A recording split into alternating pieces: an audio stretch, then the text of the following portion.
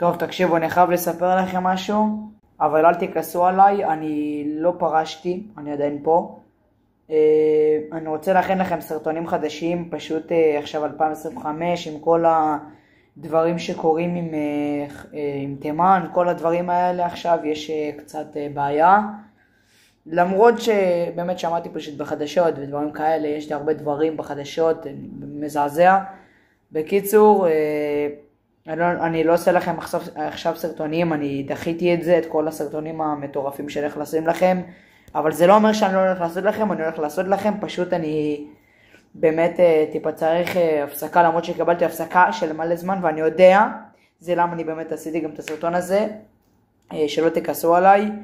אני עדיין פה למי שחשב שאני פרשתי, ממש לא, וחג שמח, 2025 באמת שמח לכולם, לא אמרתי את זה טוב, לא נורא, ועכשיו אמרתי את זה.